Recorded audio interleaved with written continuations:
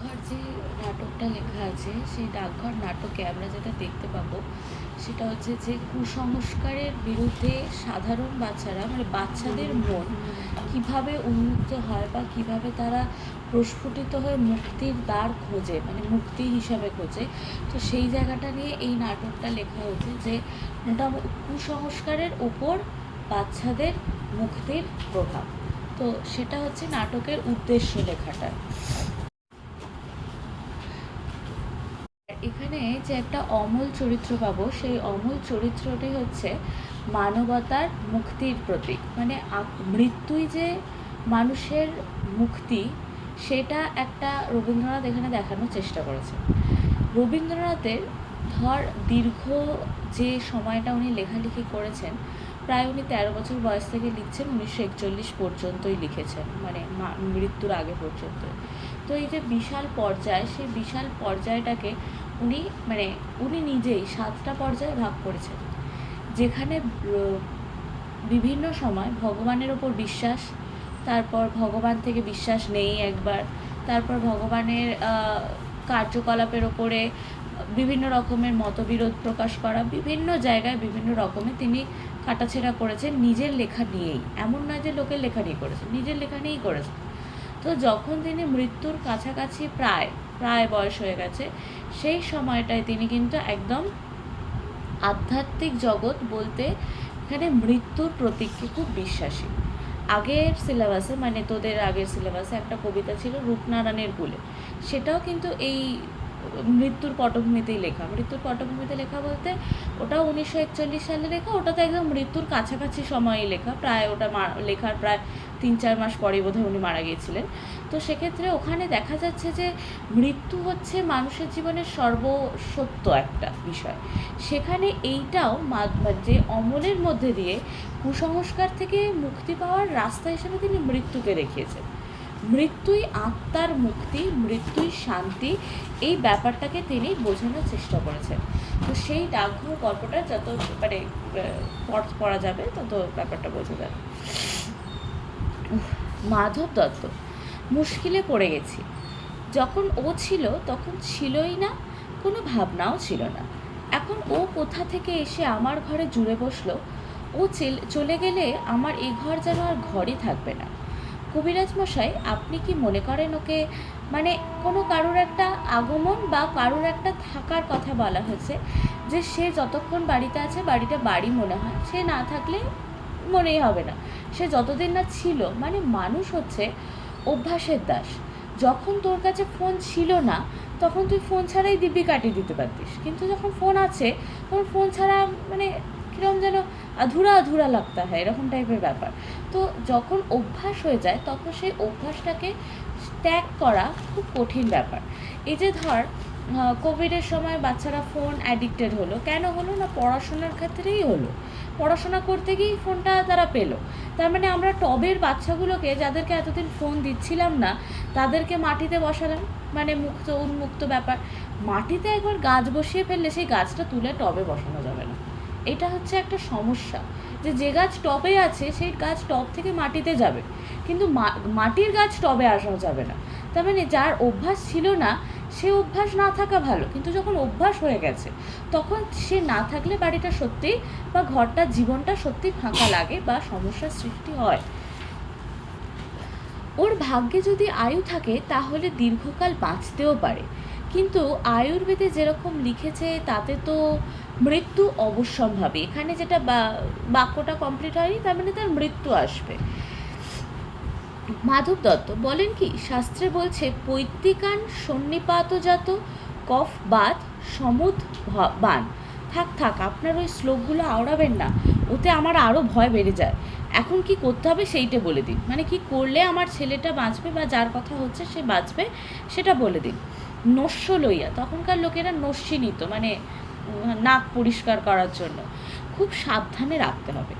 সেটা তো ঠিক কথা, কিন্তু কী বিষয়ে সাবধান হতে হবে সেইটা স্থির করে দিয়ে যান, মানে রুলস অ্যান্ড রেগুলেশন কীভাবে মানবো, কী করব না করব সেটা বলে দিয়ে যান।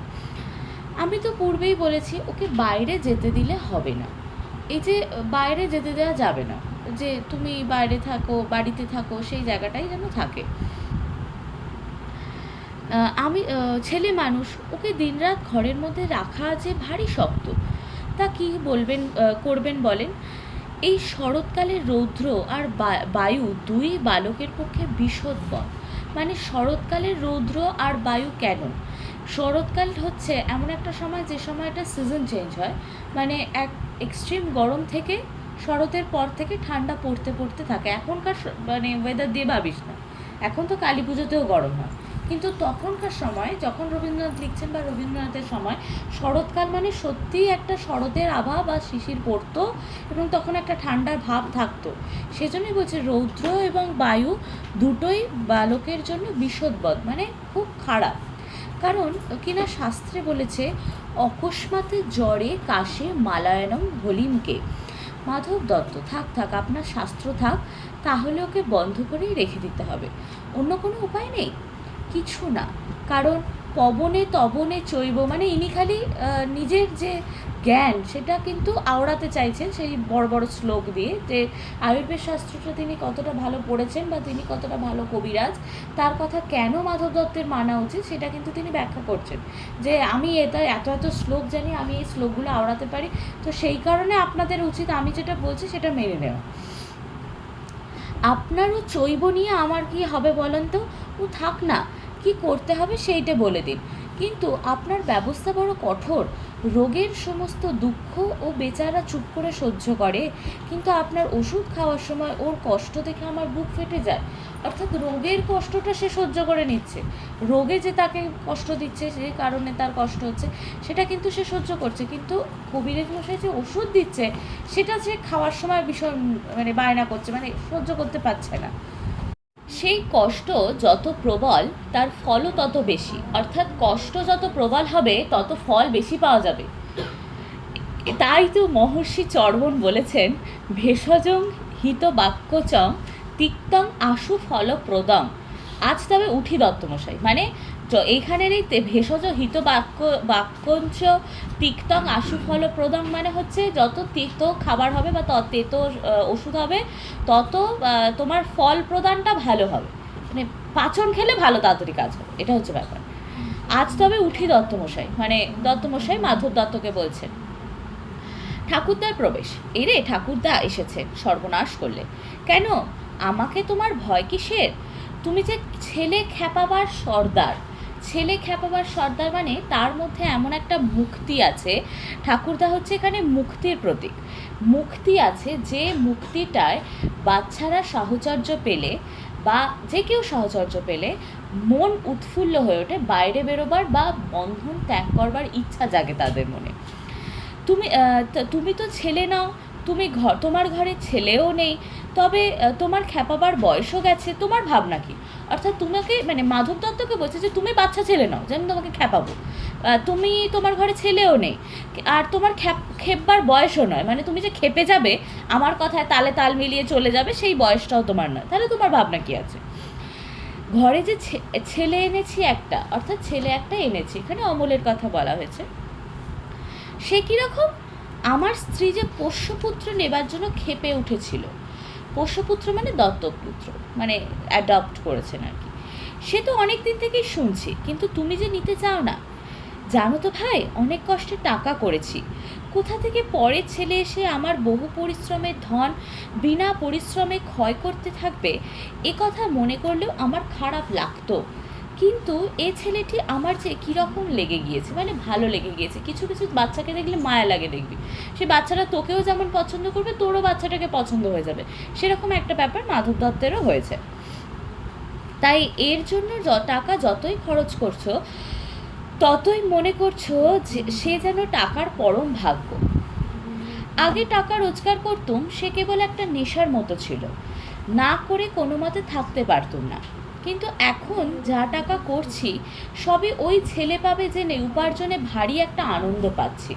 অর্থাৎ জীবনে যখন কোনো উদ্দেশ্য পাবি বা জীবনে যখন কোনো উদ্দেশ্য আসবে, সেই উদ্দেশ্যটা এমনভাবেই আসবে যে উদ্দেশ্যের জন্য তুই লড়ে যাবি, নিজেকে ভাসিয়ে দিবি।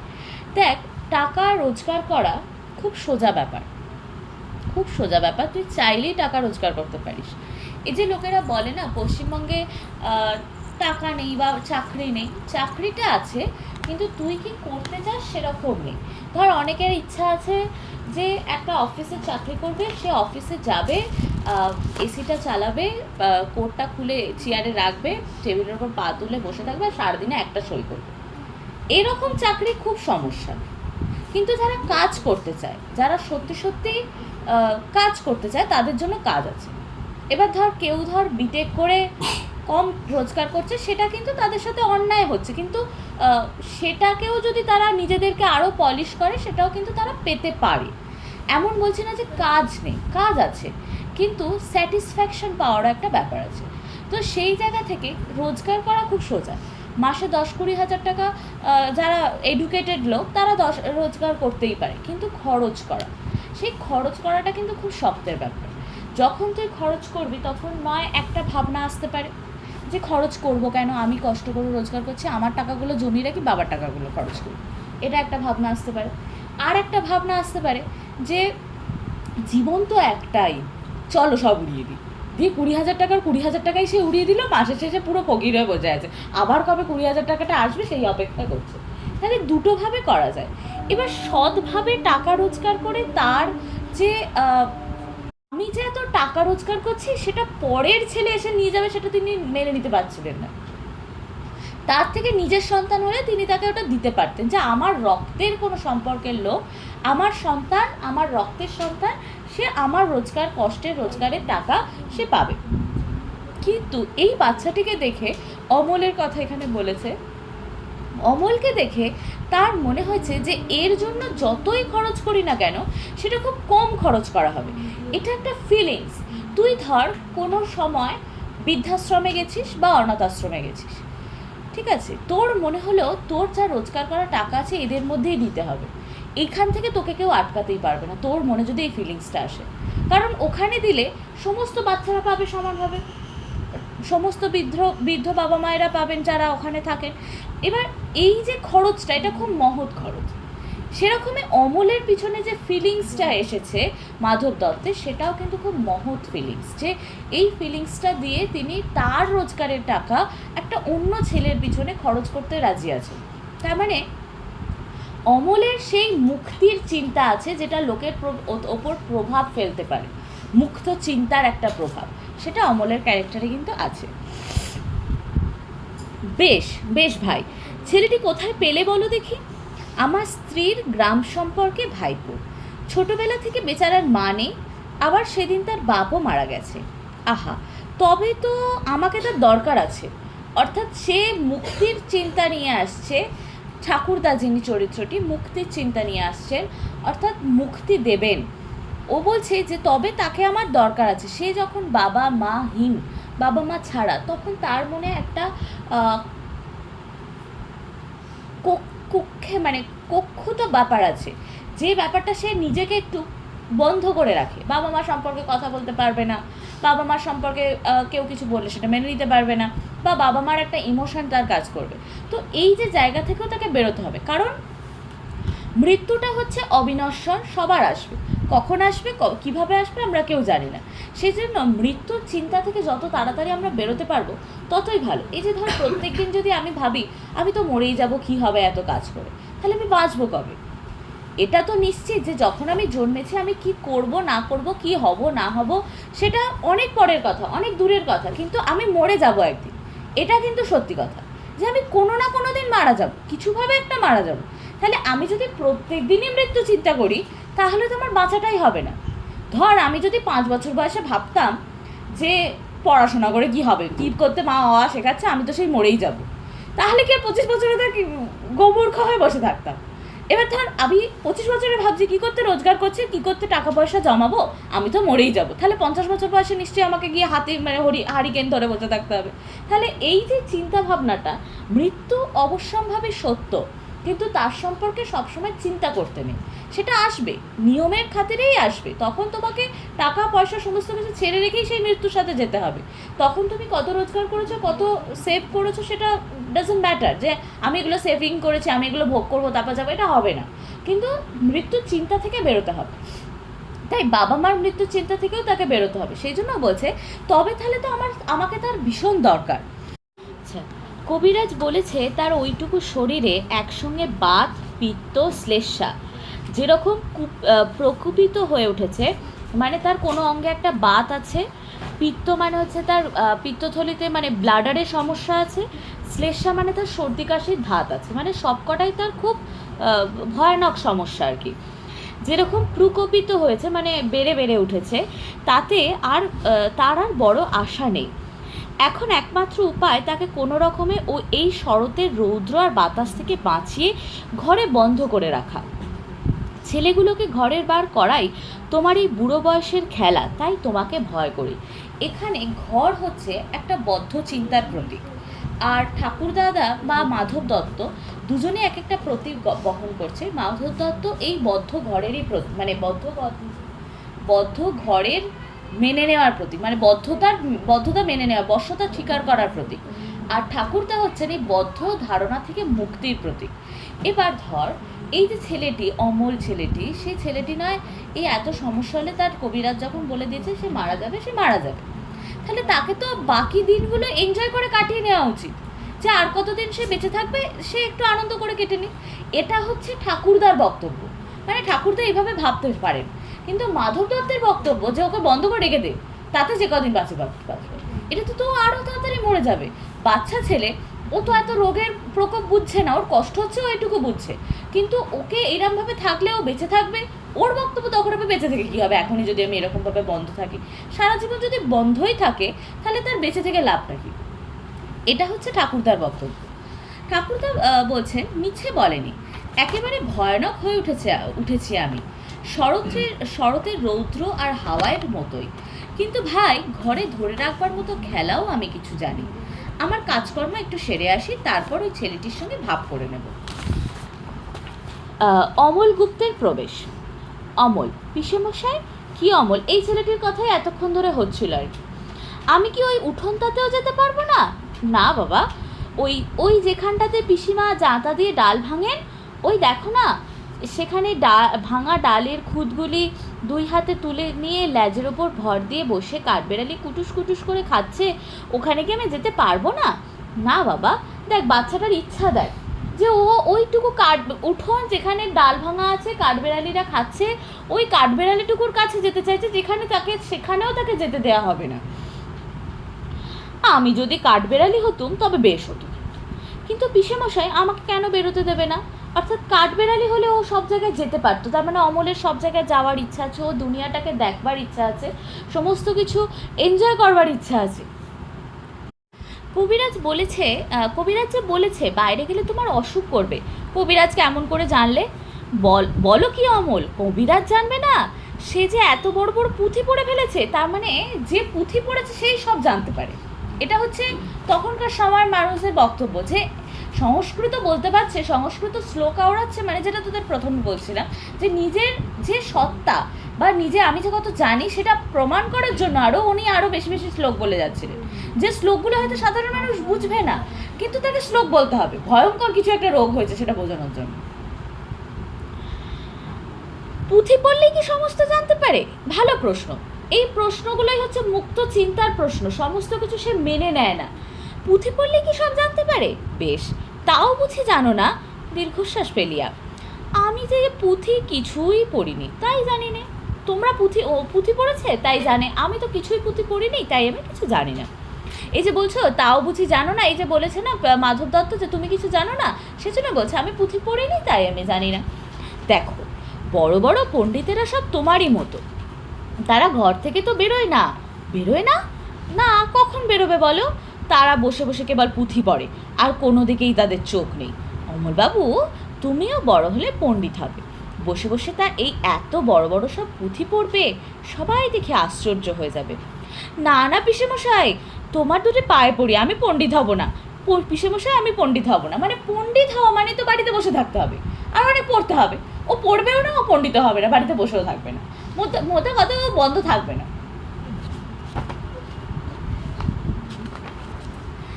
সে কি কথা অমল, যদি পণ্ডিত হতে পারতুম তাহলে তো আমি বেঁচে যেতুম। মানে মাধব দত্ত বলছে যে যদি আমি পণ্ডিত হতে পারতাম তাহলে আমি বেঁচে যেতাম, কারণ উনি বদ্ধ থাকতেই পছন্দ করেন, কোনো নতুন চিন্তাভাবনায় একটু মুক্ত হাওয়া লাগাতে তিনি পছন্দ করেন না। যেটা তথাকথিত চলে আসছে সেই তথাকথিত পথেই তিনি হাঁটতে চান। মানে দেখবি বনের মধ্যে একটা রাস্তা থাকে, যে রাস্তাটায় সবাই মিলে হেঁটে হেঁটে ঘাসগুলোকে আর গজাতেই দেয় না, সেই রাস্তা একটা হয়ে যায়। এর বাইরে যদি কেউ রাস্তা তৈরি করতে চায় তাহলে তাকে নতুন রাস্তায় পথে হাঁটতে হবে। তাহলে সেটা অমল করতে চাইছে, কিন্তু পিসেমশাই করতে চাইছে না সেটা। আমি যা আছে সব দেখব, কি বলি দেখে বেড়াবো। অমলের ইচ্ছাটা দেখ, যা আছে তা দেখব, আমি বাড়িতে বসে থাকবো না, যে কটা দিন বাঁচবো আমি দেখব। শোনো একবার, দেখবে কি, দেখবার এত আছেই বা কি, দেখবার এত আছে কি, এটা খুব ভুল প্রশ্ন। চারিদিকেই দেখবার আছে। আকাশ প্রত্যেক দিন নতুন হয়, দেখবি প্রত্যেক দিন যদি বিকালবেলা ছাদে যাস, প্রত্যেক দিনের আকাশ প্রত্যেক দিনের থেকে ডিফারেন্ট হবে। কোনো দিন একটা অন্য জায়গায় মেঘ, কোনো দিন সূর্যের আলোটা এত সুন্দর পড়বে যেটা খুব সুন্দর দেখতে লাগবে। মানে আলাদা আলাদা, প্রত্যেক দিন আলাদা আলাদা। প্রত্যেক দিন বাইরে বেরোবি, প্রত্যেক দিন বাইরে বেরোলে তার সিনারিও আলাদা হবে। কোনো দিন একটা ছাগলকে মাথায় চড়ে বেড়াতে দেখবি, কোনো দিন গরুকে দেখতে পারিস, কোনো দিন দেখতে পারিস বাচ্চারা খেলছে, সূর্য ডুবছে, অসাধারণ দেখতে লাগে মাঝে সাঝে। তো এই যে দেখবো, কি দেখবে, এগুলোই সে দেখবে, সেগুলো সব দেখবে। আমাদের জানলার কাছে বসে সেই যে দূরে পাহাড় দেখা যায়, আমার ভারী ইচ্ছা করে ওই পাহাড়টার পার হয়ে চলে যায়। কি পাগলের মতো কথা, কাজ নেই কর্ম নেই, খামোখা পাহাড় পার হতে চলে যায়। কি যে বলে তার ঠিক নেই। পাহাড়টা যখন মস্ত বেড়ার মতো উঁচু হয়ে আছে, তখন তো বুঝতে হবে ওটা পেরিয়ে যাওয়ার বারণ, নইলে তো বড় বড় পাথর জড়ো করে এত বড় একটা কাণ্ড করবার দরকারই ছিল না। মানে কিউরিয়াসিটি জাগানো যাবে না, পাহাড়ের ওপারে কি আছে সেটা ওর দেখার ইচ্ছা, যে কি আছে কেউ বারণ করে কেন। তার মানে নিয়ম ভেঙেই দেখতে হয় যে কেন নিয়মটা আমি ভাঙছি, বা নিয়ম মেনে সত্যিই দেখবো যে ওটা হয় কিনা। আমাদের আগে সিলেবাসে 11-এ একটা ছিল অচলায়তন বলে, তোরা বোধহয় শুনেছিস কখনো দিদিদের পড়ানোর সময়।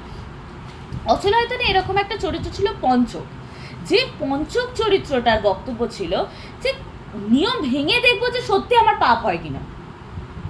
এই যেটা করতে বারণ করেছে, ধর বলেছে যে এই সাপের খোলস নিয়ে খেলা, মানে জাস্ট বলছি না, উত্তরের দিকে জানলা খুললে এক জটা দেবে সাপ লাগবে, উত্তরের দিকে জানলাটা খুলেই ও আগে দেখবে যে এটা সত্যি সাপটা লাগে কিনা।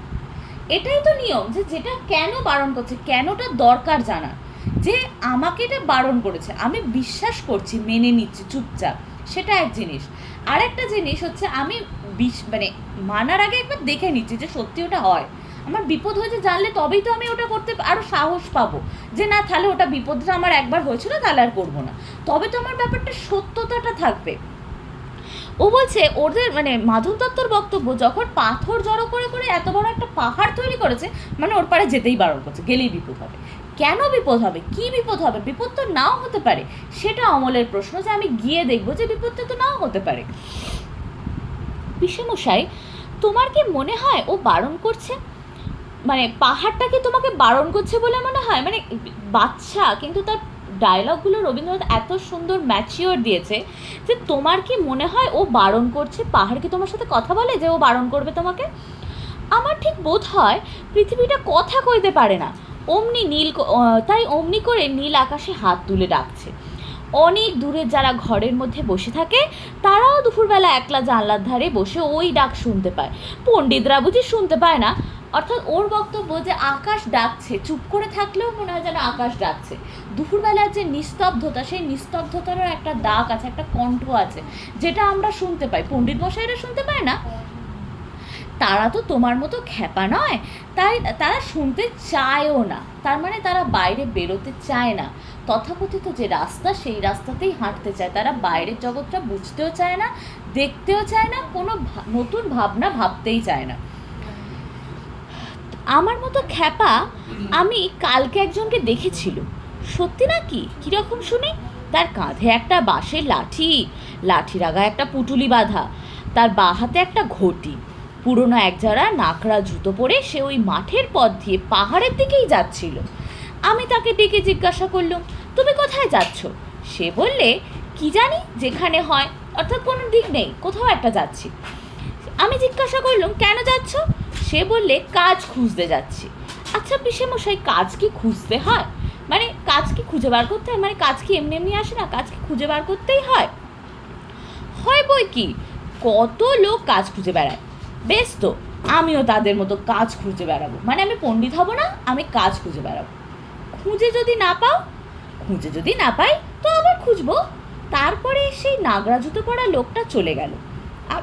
আমি দরজার কাছে দাঁড়িয়ে দাঁড়িয়ে দেখতে লাগলো। সেই যেখানে ডুমুর গাছের তলা দিয়ে ঝর্ণা বয়ে যাচ্ছে, সেখানে যে লাঠি নামিয়ে রেখে ঝর্ণার জলে আস্তে আস্তে পা ধুয়ে নিল। তারপরে পুটুলি খুলে ছাতু বার করে জল দিয়ে মেখে নিয়ে খেতে লাগলো। খাওয়া হয়ে গেলে আবার পুটুলি বেঁধে ঘাড়ে করে নিয়ে পথে পায়ের কাপড় গুটিয়ে নিয়ে সেই ঝর্ণার ভিতরে নেমে জল কেটে কেটে কেমন পার হয়ে চলে গেল। পিসিমাকে বলে রেখেছি ওই ঝর্ণার ধারে গিয়ে আমি একদিন ছাতু খাবো। তার মানে দেখ, ওর ইচ্ছা কিন্তু খুব ছোট ছোট, সাধারণ সাধারণ লোকে যা করে সাধারণভাবে। ওই লোকটি হয়তো সাধারণভাবে তার খিদে পেয়েছে, ওখানে বসে খেয়ে আবার পথ হাঁটবে, কিন্তু ওর ওটা ভালো লেগেছে যে ঝর্ণার ধারে বসে ছাতু খাবো। সে ছাতু খেয়েছে লোকটা, সেই জন্য পিসিমাকে বলে রেখেছে ও ঝর্ণার ধারে গিয়ে একদিন ছাতু খাবে। পিসিমা কি বললে? পিসিমা বললে, তুমি ভালো হও, তারপর তোমার ওই ঝর্ণার ধারে তোমাকে ওই ঝর্ণার ধারে নিয়ে গিয়ে ছাতু খাইয়ে আনবো। কবে আমি ভালো হব? আর তো দেরি নেই বাবা, দেরি নেই। ভালো হলেই আমি কিন্তু চলে যাব। কোথায় যাবে? কত বাঁকা বাঁকা ঝর্ণার জলে আমি পা ডুবিয়ে ডুবিয়ে পার হতে হতে চলে যাব। দুপুরবেলা সবাই যখন ঘরে দরজা বন্ধ করে শুয়ে আছে, তখন আমি কোথায় কত দূরে কেবল কাজ খুঁজে খুঁজে বেড়াতে বেড়াতে চলে যাব। ওকে বলেছে কাজ খুঁজতে যায়, ওই জন্য কাজ খুঁজতে যাবে। আচ্ছা বেশ, আগে তুমি ভালো হও, তারপরে আমাকে পণ্ডিত হতে বলো না পিসেমশাই। তুমি কি হতে চাও বলো? এখন আমার কিছু মনে পড়ছে না। আচ্ছা আমি তো ভেবে বলবো। কিন্তু তুমি অমন করে যে বিদেশি লোককে ডেকে ডেকে কথা বলো না, অমন করে বিদেশি লোক ডেকে ডেকে কথা বলো না। বিদেশি লোক আমার ভারী ভালো লাগে। যদি তোমাকে ধরে নিয়ে যেত তাহলে তো বেশ হতো, কিন্তু আমাকে কেউ ধরে নিয়ে যায় না, সবাই কেবল বসিয়ে রেখে দেয়। মানে ও চায় ওকে ধরে নিয়ে যাক, ও বিভিন্ন জায়গায় যাবে, কিন্তু ওকে সবাই বসিয়ে রেখে দেয়, যেটা ওর ভালো লাগে না। আমার কাজ আছে, আমি চললুম। তুমি বাবা দেখো বাইরে যেন বেরিও না। যাবো না। কিন্তু পিসেমশাই, রাস্তার ধারের ওই ঘরটিতে আমি বসে থাকবো, তাহলে আমি রাস্তার ধারের ঘরটায় বসে, তাহলে আমি রাস্তা দেখতে পাবো, সবাইকে দেখতে পাবো, সবাই যাচ্ছে আমি দেখবো। দইওয়ালা, ও দইওয়ালা, দই ভালো দই। দইওয়ালাকে এবার অমল ডাকছে। ডাকছো কেন? দই কিনবে? কেমন করে কিনবো, আমার তো পয়সা নেই। কেমন ছেলে তুমি, কিনবে না তো আমায় বেলা বইয়ে দাও কেন? আমি যদি তোমার সঙ্গে চলে যেতে পারতুম তো যেতুম। আমার সঙ্গে? তুমি যে কত দূর থেকে হাঁকতে হাঁকতে চলে যাচ্ছ শুনে আমার মন কেমন করছে। দধির বাঁক নামিয়ে, মানে কাঁধ থেকে দইয়ের হাঁড়ির বাঁকটা নামিয়ে, বাবা তুমি এখানে বসে কি করছো? কবিরাজ আমাকে বেরোতে বারণ করেছে, তাই আমি সারাদিন এইখানেই বসে থাকি। আহা বাছা, তোমার কি হয়েছে? আমি জানি নে, আমি কিচ্ছু পড়িনি, তাই আমি জানি না আমার কি হয়েছে। দইওয়ালা, তুমি কোথা থেকে আসছো? আমাদের গ্রাম থেকে আসছি। তোমাদের গ্রাম? অনেক দূরে তোমাদের গ্রাম? আমাদের গ্রাম সেই পাঁচমুড়া পাহাড়ের তলায়, শ্যামলী নদীর ধারে। পাঁচমুড়া পাহাড়, শ্যামলী নদী? কি জানি, হয়তো তোমাদের গ্রাম দেখেছি, কবে সে আমার মনে পড়ে না। তুমি দেখেছো? পাহাড়তলায় কোনোদিন গিয়েছিলে নাকি? না, কোনোদিন যাইনি, কিন্তু আমার মনে হয় যেন আমি দেখেছি। মানে ও কল্পনা করে নেয় যে ও গেছিল বা ও যেতে পারে। ওর মুক্তি যে ব্যাপারটা, মনের যে মুক্তি, সেই মুক্তি ব্যাপারটা কিন্তু ও একটা কাল্পনিক জগৎও তৈরি করে নিয়েছে, যে পাহাড়তলিটা কেমন দেখতে হতে পারে বা নদীটা কেমন দেখতে হতে পারে। অনেক পুরনো কালের খুব বড় বড় গাছের তলায় তোমাদের গ্রাম? একটি লাল রঙের রাস্তার ধারে না? ঠিক বলেছো বাবা, সেখানে পাহাড়ের গায়ে সব গরু চড়ে বেড়াচ্ছে। কি আশ্চর্য! ঠিক বলেছো, আমাদের গ্রামে গরু চড়ে বই কি, খুব চড়ে। মেয়েরা সব নদী থেকে জল তুলে মাথায় কলসি করে নিয়ে যায়, তাদের লাল শাড়ি পরা। বাবা ঠিক কথা, আমাদের সব গোয়ালপাড়ার মেয়েরা নদী থেকে জল তুলে তো নিয়ে যায়, তবে কি না তারা সবাই যে লাল শাড়ি পরে তা নয়। কিন্তু বাবা, তুমি নিশ্চয়ই কোনোদিন সেখানে বেড়াতে গিয়েছিলে। সত্যি বলছি দইওয়ালা, আমি একদিনও যাইনি। কবিরাজ যেদিন আমাকে বাইরে যেতে বলবে সেদিন তুমি নিয়ে যাবে তোমাদের গ্রামে। যাবো বই কি বাবা, খুব যে নিয়ে যাব। আমাকে তোমার মতো ওইরকম দই বেচতে শিখিয়ে দিও, ওইরকম বাঁক কাঁধে নিয়ে ওইরকম খুব দূরের রাস্তা দিয়ে যাব, মানে ওর কিছু একটা কাজ, যে কাজগুলো ওর খুব ইন্টারেস্টিং লাগে। এই যে দূর থেকে এসেছে, দূর থেকে অমলের জন্য ডেকে ডেকে যাচ্ছে, মানে অমলের জন্য না, রাস্তা দিয়ে ডেকে ডেকে যাচ্ছে দই নেওয়ার জন্য। অমলেরও মনে হয়েছে যে সে এরকম করে যাবে, সবাইকে সে ডাকবে। এবার এই যে গ্রামের বর্ণনাটা সে দিচ্ছে, যে গ্রামের বর্ণনা দিচ্ছে, এবং দইওয়ালা বলছে হ্যাঁ, কিছুটা দইওয়ালার তার মন রাখতে বলছে, কিছুটা অমল তার কাল্পনিক ক্ষমতা থেকে বলছে। এবং সে গ্রামে থাকতো, সেই গ্রামে সে যেরকম দেখেছে যে মানুষজন কীরকম জামা কাপড় পরে বা কীরকম তাদের লাইফস্টাইল হয়, সেইটা থেকে খানিকটাও মিশিয়ে এটা বলছে। মরে যাই, দই বেচতে যাবে কেন বাবা? এত এত পুঁথি পড়ে তুমি পণ্ডিত হয়ে উঠবে। ও খালি একে পণ্ডিত হতে বলে। না না, আমি কখনো পণ্ডিত হব না। আমি তোমাদের রাঙা রাস্তার ধারে তোমাদের বুড়ো বটের তলায় গোয়ালপাড়া থেকে দই নিয়ে এসে দূরে দূরে গ্রামে বেচতে বেচে বেচে বেড়াবো। এই রকম করে তুমি বলো দই দই ভালো দই, আমাকে সুরটা শিখিয়ে দাও। কীরমভাবে সুরে তুমি বলো সেই সুরটাও আমি শিখবো। হায় পোড়া কপাল, এ সুরও কি শেখবার সুর? এই সুরটা কি শিখতে হয়? না না, ও আমার শুনতে খুব ভালো লাগে।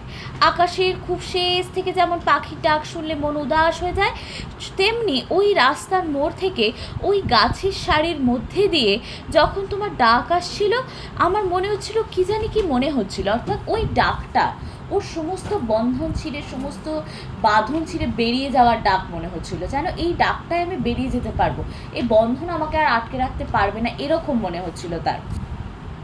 বাবা তুমি এক ভাঁড় দই তুমি খাও, আমার তো পয়সা নেই। না না না, পয়সার কথা বলো না, তুমি আমার দই একটু খেলে আমি কত খুশি হব। তোমার কি অনেক দেরি হয়ে গেল? কিচ্ছু দেরি হয়নি বাবা, তো আমার কোনো লোকসান হয়নি। দই বেচতে যে কত সুখ সে তোমার কাছে শিখে নিল। অর্থাৎ এতদিন এই লোকটি দই বেচার কাজটিকে কত হেয় কাজ বলে মনে করতো বা কত কষ্টের কাজ বলে মনে করতো, তার দই বেচাটাও যে কারোর জীবনে এতটা প্রভাব ফেলতে পারে সেটা ও আজকে প্রথম বুঝলো। মানে নিজের গুরুত্বটা সে নিজের প্রফেশনে বুঝলো, তাই জন্য তার মনে হচ্ছে যে তোমার কাছে শিখলাম যে দই বেচা কাজটা কত ভালো। অমল সুর করিয়া দই দই ভালো দই, সেই পাঁচপুরা পাহাড়ের তলায় শ্যামল নদীর ধারে গয়লাদের বাড়ির দই। তারা ভোরের বেলায় গাছের তলায় গরু দাঁড় করিয়ে দুধ দই, সন্ধেবেলা মেয়েরা দই পাতে সেই দই দই দই ভালো দই। এই যে রাস্তায় প্রহরী পায়চারি করছে, প্রহরী প্রহরী একবারটি শুনে যাও না প্রহরী।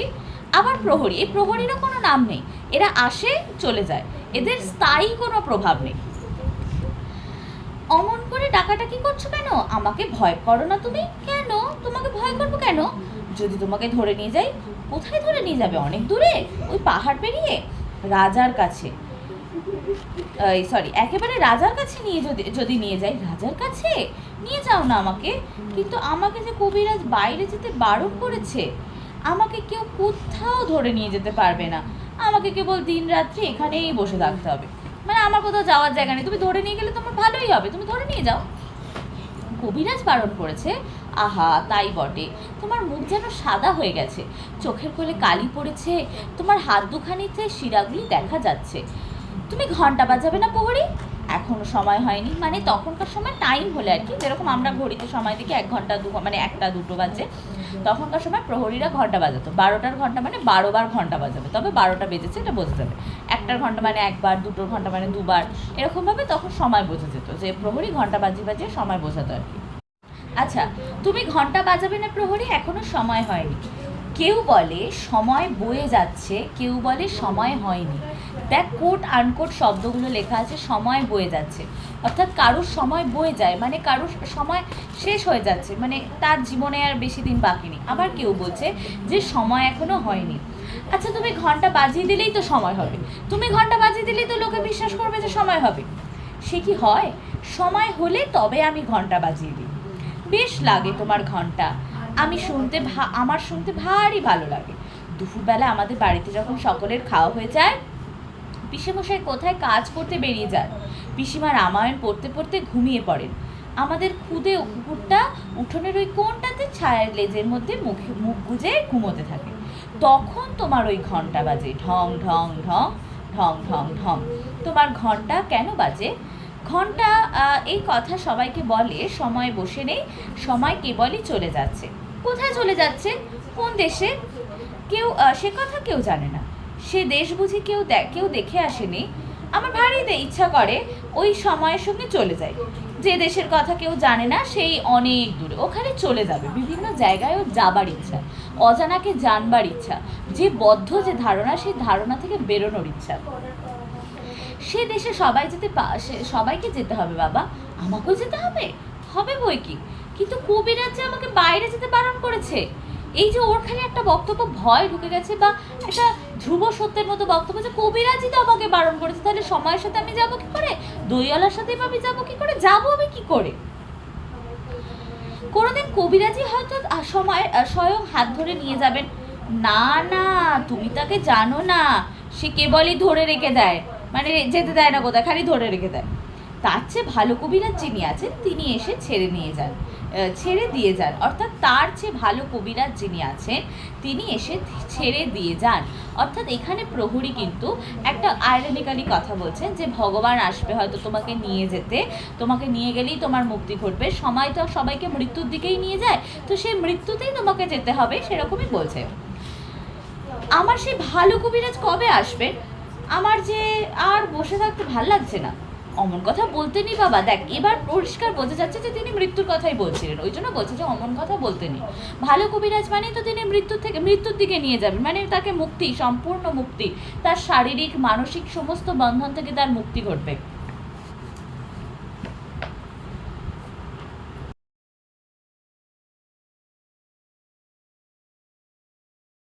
আমি তো বসেই আছি, যেখানে আমাকে বসিয়ে রেখেছে সেখান থেকে তো আমি তো বেরোইনি। কিন্তু তোমার ওই ঘন্টা বাজে ঢং ঢং, আর আমার মন কেমন করে। আচ্ছা প্রহরী, কি বাবা, আচ্ছা ওই যে রাস্তার ওপারের বাড়িতে, বড় বাড়িতে নিশান উড়িয়ে দিয়েছে, আর ওখানে সব লোকজন কেবলই আসছে যাচ্ছে, ওখানে কি হয়েছে? ওখানে নতুন ডাকঘর বসেছে। ডাকঘর? কার ডাকঘর? ডাকঘর আর কার হবে? রাজার ডাকঘর। এই ছেলেটি ভারী মজার। রাজার ডাকঘরে রাজার কাছ থেকে সব চিঠি আসে? আসে বই কি। দেখো, একদিন তোমার নামেও চিঠি আসবে, মানে রাজা যদি কারোর প্রসন্ন হন, বা রাজার যদি কাউকে কোনো বক্তব্য থাকে, তাহলে রাজা কাউকে চিঠি পাঠাতে পারে। তো এখানে ওই জন্য ওকেও একটা সান্ত্বনা দিচ্ছে, রাজার থেকে নিশ্চয়ই তোমারও একটা চিঠি আসবে। আমার নামেও চিঠি আসবে? আমি যে ছেলে মানুষকে রাজা এতটুকু ছোট ছোট চিঠি লেখে। বেশ বেশ হবে, আমি কবে চিঠি পাবো? আমাকেও তিনি চিঠি লিখবেন, তুমি কেমন করে জানলে? তা নইলে তিনি ঠিক তোমারই খোলা জানলাটার সামনেই অত বড় একটা সোনালি রঙের নিশান উড়িয়ে ডাকঘর খুলতে যাবে কেন? ওকে কিরকম সান্ত্বনা দিচ্ছে দেখ। বলছে যদি সত্যিই তোমাকে চিঠি না লিখতো, তাহলে তোমার জানলার সামনে কেন নিশান উড়িয়ে ডাকঘর খুলবে? নিশ্চয়ই তোমাকে লিখবে। ছেলেটাকে আমার বেশ লাগছে। আচ্ছা, রাজার কাছ থেকে আমার চিঠি এলে আমাকে কে এনে দেবে? রাজার চেয়ে অনেক ডাক হর করা আছে, দেখো নি, বুকে গোল গোল সোনার তকমা পরে তারা ঘুরে বেড়ায়, মানে এরকম বুকে গোল গোল সোনার বলে পাতের মতো থাকে, সেগুলোকে ডাক হর করা বলে, মানে তারা চিঠি দেওয়া নেওয়া করে আর কি। আচ্ছা, তারা কোথায় ঘোরে? ঘরে ঘরে, দেশে দেশে। এর প্রশ্ন শুনলে হাসি পায়। বড় হলে আমি রাজার ডাক হর করা হব, মানে যখনই যেখানেই অনেক দূর দূরান্তে ঘুরতে যাওয়ার ব্যাপার, বা একটা মুক্ত চিন্তা বা মুক্ত জায়গায় যাওয়ার পরিকল্পনা থাকে, তখনই ও সেগুলো হবে। দইওয়ালা যে, সেও তারা দেশ বিদেশ ঘুরে বেড়ায়, সেই জন্য সে দইওয়ালা হবে। তারপরে আবার যারা ডাক হর করা, তারা যেহেতু চারিদিকে ঘরে ঘরে দেশে দেশে ঘুরে বেড়ায়, তাই জন্য সে ডাক হর করা হবে। মানে ও বিভিন্ন দেশ, বিভিন্ন জায়গা, বিভিন্ন মানুষজন, বিভিন্ন পরিমণ্ডল প্রদর্শন করতে চায়, যেটা ওকে কেউ করতে দিচ্ছে না। হ্যাঁ হ্যাঁ, ডাক হর করা সে ভারী মজার কাজ। রোদ নেই, বৃষ্টি নেই, গরিব নেই, বড় মানুষ নেই, সকলের ঘরে ঘরে চিঠি বিলি করে বেড়ানো সে খুব জবর কাজ। তুমি হাসছো কেন? আমার ওই কাজটাই সবচেয়ে ভালো লাগছে। না না, তোমার কাজটাও খুব ভালো। দুপুরবেলা যখন রোদ্দুর ঝাঁঝা করে, তখন ঘন্টা বাজে ঠং ঠং।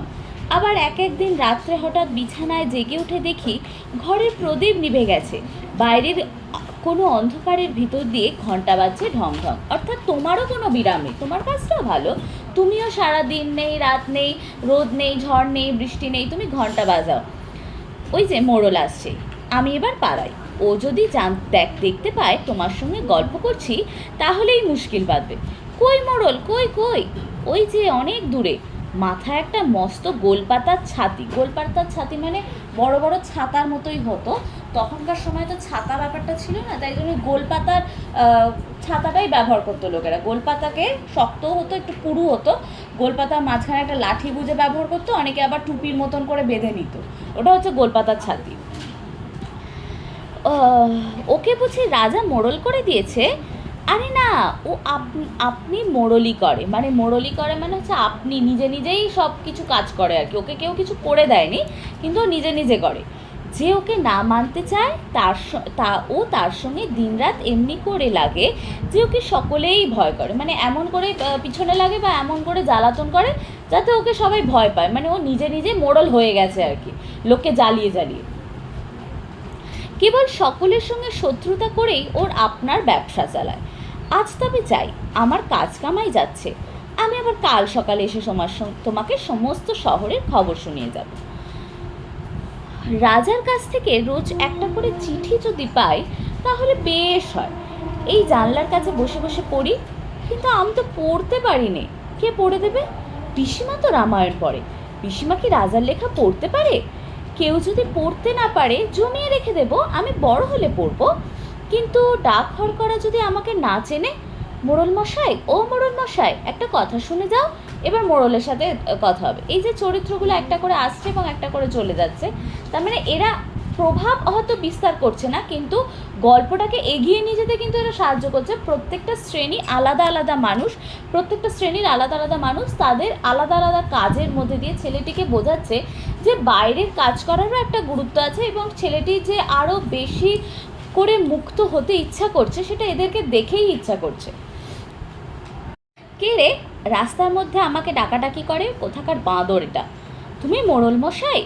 তোমাকে তো সবাই মানে, খুশি হয়ে গেছে, তোষা মধ্যে সবাই খুব খুশি হয়, যেই বলেছে তোমাকে সবাই মানে ও খুশি হয়ে গেছে, নইলে এতক্ষণ বাঁদর বলছিল যে ডেকেছে। হ্যাঁ হ্যাঁ মানে বই কি, খুব মানে। রাজার ডাক হরকরা তোমার কথা শোনে? না শুনে তার প্রাণ বাঁচে? ব্যাস রে, সাধ্য কি, মানে আমার কথা না শুনে কি তার সাধ্য আছে? মানে শুনতেই হবে তাকে, এরম ব্যাপার।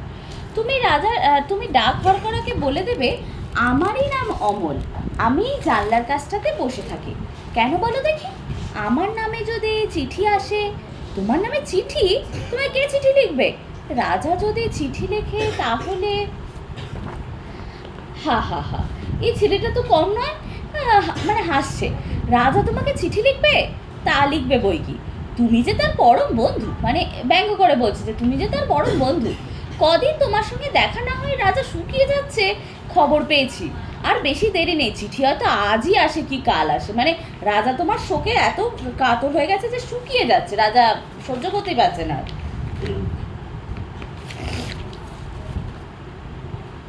আজকালের মধ্যেই তোমার চিঠি আসবে। মোড়ল মশাই, তুমি অমন করে কথা করছো কেন? তুমি কি আমার উপর রাগ করছো? বাস রে, তোমার উপর রাগ করবো? এত সাহস আমার! রাজার সঙ্গে তোমার চিঠি চলে? মাধব দত্তের বড় বার হয়েছে দেখছি, 2 পয়সা জমিয়েছে কি না, এখন তার ঘরে রাজা বাদশার কথা ছাড়া কথাই নেই। অর্থাৎ এই মোড়ল চরিত্রটা একটু খেয়াল কর, প্রহরী বা দইওয়ালা যেহেতু তারা নিম্নবৃত্তীয় শ্রেণীর মানুষ, তাই জন্য তাদের মধ্যে অমলের কথাটাকে, বাচ্চাদের কথাকে বাচ্চা হিসাবে নিতে তারা কিন্তু জানে। কিন্তু এই মোড়ল মশাই দেখ, মোড়ল মশাই তো উচ্চবৃত্তীয় মানুষ বা উচ্চ শ্রেণীর মানুষ, তিনি কিন্তু বাচ্চাদের মনোভাবটাকে বাচ্চাদের মতো করে ভাবতে পারছেন না। তিনি বলছেন যে মাধব দত্তের বাড়িতে, মাধব দত্তের 2-4 পয়সা হয়েছে বলে তার বাড়িতে এখন রাজা বাদশা ছাড়া কথা হয় না। কিন্তু এটা তো বাস্তব নয়, এটা তো ওই যে প্রহরী বলেছে ওকে চিঠি দেবে, রাজা চিঠি দেবে, নিশান উড়িয়েছে, ইয়ার্কি করে বলেছে বা ছোটদেরকে মন ভোলানোর জন্য বলেছে, তো সেই কথাটাই অমল ওকে বলছে। কিন্তু ওর ধারণা হয় যে রাজা বাদশার কথা ছাড়া মাধব দত্তের আর কোনো কথাই নেই, এত বড় লোক হয়ে গেছে।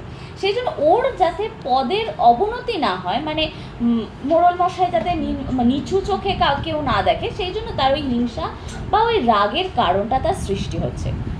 রোশো, ওকে মজা দেখাচ্ছি। ওরে ছোড়া, বেশ শীঘ্রই যাতে রাজার চিঠি তোদের বাড়িতে আসে তার আমি বন্দোবস্ত করছি। না না না, তোমাকে কিছু করতে হবে না।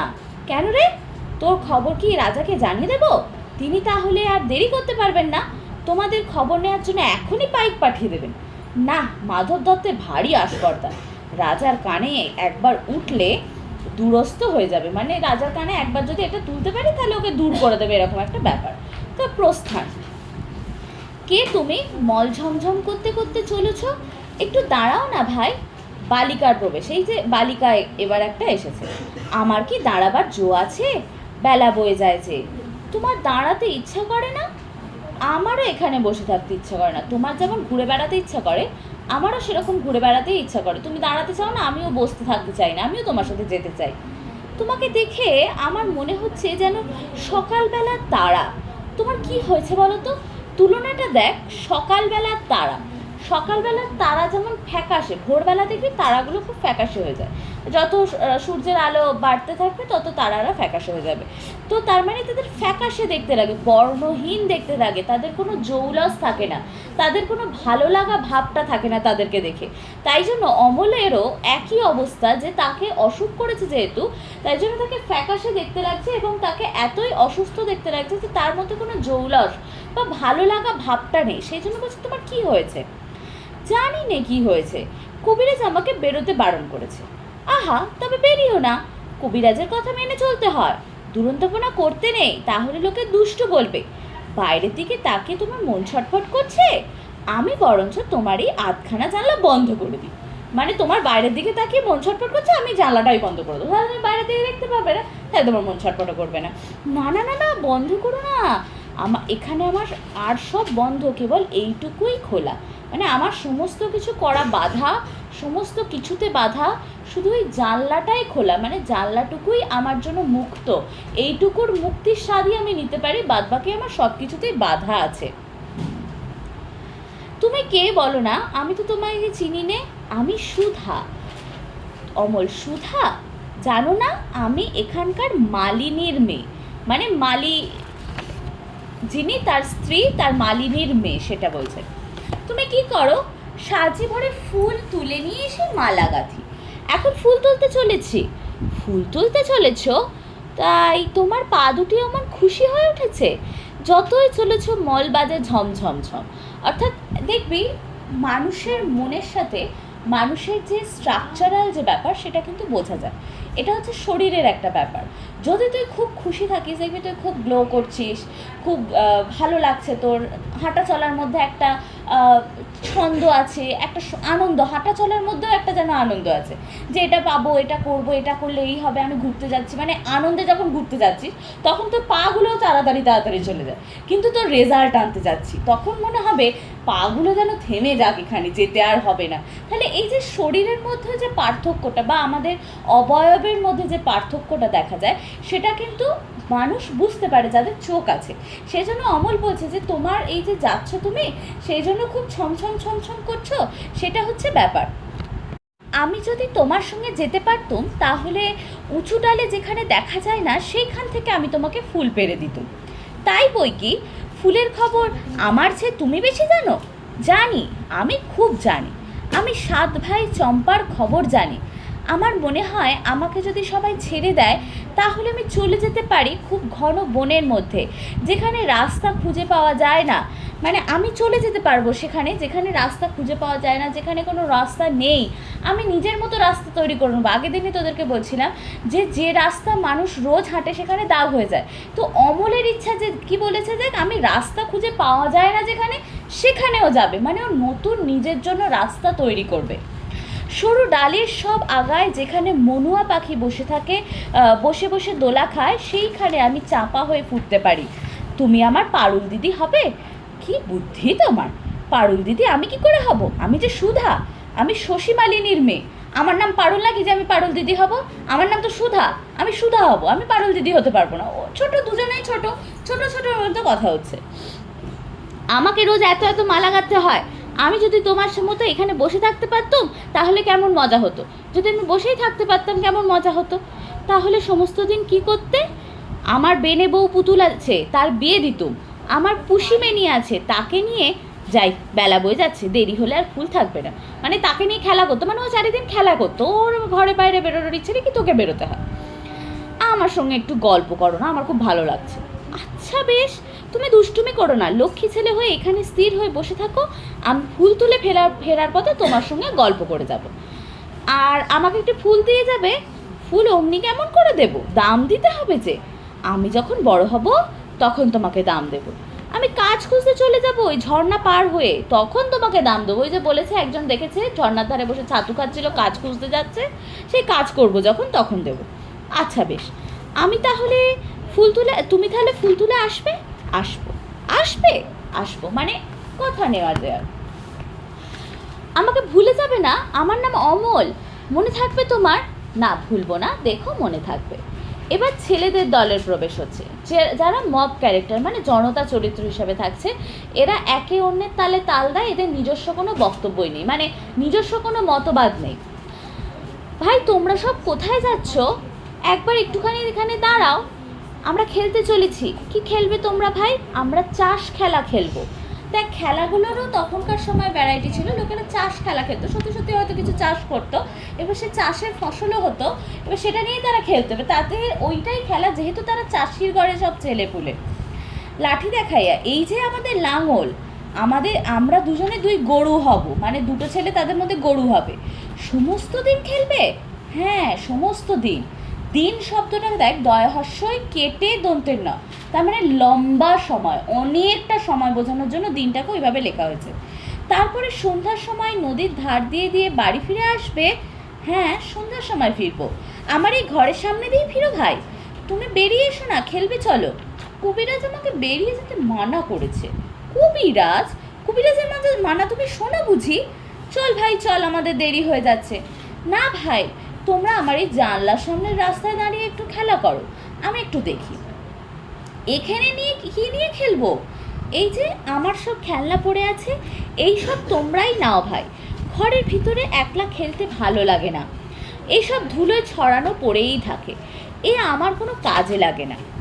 বা বাবা কি চমৎকার খেলনা, এই যে জাহাজ, এই যে জটাই বুড়ি, দেখছিস ভাই কেমন সুন্দর সেপাই, এইসব তুমি আমাদের দিয়ে দিলে, তোমার কষ্ট হচ্ছে না?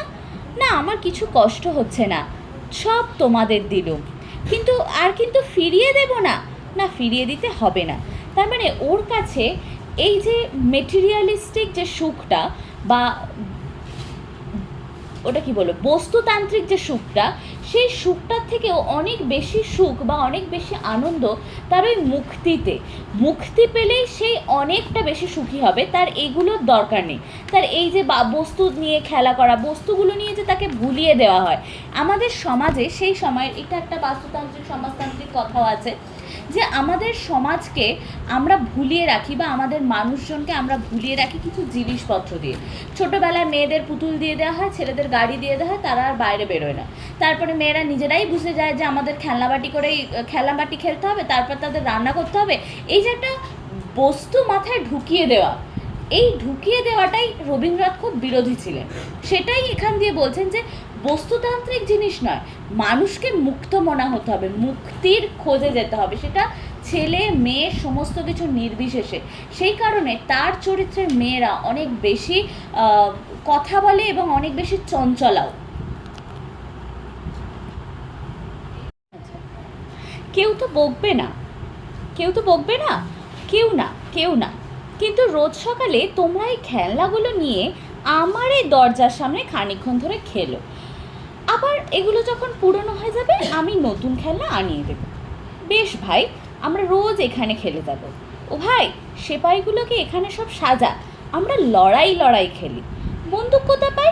ওই যে একটা মস্ত সরকাটি পড়ে আছে, ওইটাকে ভেঙে ভেঙে নিয়ে আমরা বন্দুক বানাবো। কিন্তু ভাই তুমি যে ঘুমিয়ে পড়ছো। হ্যাঁ আমার ভারী ঘুম পেয়ে আসছে, জানি নে কেন আমার থেকে থেকে ঘুম পায়, অনেকক্ষণ বসে আছি আমি, আর বসে থাকতে পারছি নে, আমার পিঠে ব্যথা করছে। এখন যে সবে 1 প্রহর বেলা, এখনই তোমার ঘুম পেয়ে পায় কেন? ওই শোনো, 1 প্রহরের ঘন্টা বাজছে। হ্যাঁ ওই যে বাজছে ঢং ঢং, আমাকে ঘুমোতে যেতে ডাকছে যেন, অর্থাৎ ঘুমানোর যেন সময় হয়ে গেছে। এই ঘুমোটাও একটা আয়রনিক্যালি ব্যাপার এখানে আছে কিন্তু। তবে আমরা এখন যাই, আবার কাল সকালে আসবো। যাবার আগে তোমাদের একটা কথা আমি জিজ্ঞাসা করি ভাই, তোমরা তো বাইরে থাকো, তোমরা ওই রাজার ডাকঘরের ডাকঘরকরাদের চেনো? হ্যাঁ চিনি বই কি, খুব চিনি। কে তারা, নাম কি? একজন আছে বাদল হরকরা, একজন আছে শরৎ, আরও কত আছে। আচ্ছা, আমার নামে যদি চিঠি আসে তারা কি আমায় চিনতে পারবে? কেন পারবে না? চিঠিতে তোমার নাম থাকলেই তারা তোমাকে ঠিক চিনে নেবে। কাল সকালে যখন আসবে তাদের একজনকে ডেকে এনে আমাকে চিনিয়ে দিও না, মানে চিনিয়ে দিও আমাকে, আমাকে যদি তারা চিনতে না পারে। আচ্ছা দেব। অমল শয্যাগত, মানে এবার সে শুয়ে পড়ল। পিসেমশাই, আজ আর আমার সেই জানলার কাছেও যেতে পারবো না। কবিরাজ বারণ করেছে। শয্যাগত মানে সে অসুস্থ হয়ে পড়েছে এত যে সে আর জানলাটার কাছেও উঠে যেতে পারবে না। হ্যাঁ বাবা, সেখানে রোজ বসে থেকেই তো তোমার ব্যায়ামও বেড়ে গেছে। না পিসেমশাই না, আমার ব্যায়ামর কথা আমি কিছুই জানি নে, কিন্তু সেখানে থাকলে আমি খুব ভালো থাকি। সেখানে বসে বসে তুমি এই শহরের যত রাজ্যের ছেলে বুড়ো সকলের সঙ্গেই ভাগ করে নিয়েছো। আমার দরজার কাছে রোজ যেন একটা মস্ত মেলা বসে যায়, এতেও কি কখনো শরীর টেকে? দেখো দেখি তোমার মুখখানা কীরকম ফ্যাকাশে হয়ে গেছে। পিসেমশাই, আমার সেই ফকির হয়তো আজ আমাকে জানলার কাছে দেখতে না পেয়ে চলে যাবে। তোমার আবার ফকিরকে? সেই যে রোজ আমার কাছে এসে নানা দেশ বিদেশের কথা বলে যায়, শুনতে আমার ভারী ভালো লাগে। কই, আমি তো কোনো ফকিরকে জানি নে। এই ঠিক সময় তার আর এই ঠিক তার আসার সময় হয়েছে। তোমার পায়ে পড়ি, তুমি আমাকে একবার তুমি তাকে একবার বলে এসো সে যেন আমার ঘরে এসে একবার বসে। ফকির বেশে ঠাকুরদার প্রবেশ, এই যে ঠাকুরদা চরিত্রটা আগে এসেছিল, সেই ঠাকুরদা যদি আসল বেশে আসে তাহলে তো মাধব দত্ত তাকে চিনে ফেলবেন, সেজন্য ফকির বেশে আসে। এই যে ফকির, এসো আমার বিছানার কাছে, বিছানায় এসে বসো। এই যে ঠাকুরদা চোখ ঠাড়িয়া, আমি ফকির। ঠাড়িয়া মানে হচ্ছে চোখ টিপে দিয়ে, মানে বলো না আসল কথা। আমি ফকির। তুমি যে কি নও তা তো ভেবে পাইনি। এবারে তুমি কোথায় গিয়েছিলে ফকির? আমি ক্রৌঞ্চ দ্বীপে গিয়েছিলাম, সেইখান থেকে এইমাত্র আসছি। ক্রৌঞ্চ দ্বীপে? এত আশ্চর্য হও কেন? তোমাদের মতো আমাকে পেয়েছো? আমার তো যেতে কোনো খরচ নেই, আমি যেখানে খুশি যেতে পারি। তোমাদের যেমন একটা করে লোক লস্কর লাগবে, জিনিসপত্র লাগবে, জোগাড় যন্ত্রী লাগবে, আমার তো সেসব লাগবে না। আমি তো নিজে নিজে এমনিই যেতে পারি। হাততালি দিয়া, তোমার ভারী মজা। আমি যখন ভালো হব তখন তুমি আমাকে চেলা করে নেবে বলেছিলে, মনে আছে ফকির? খুব মনে আছে।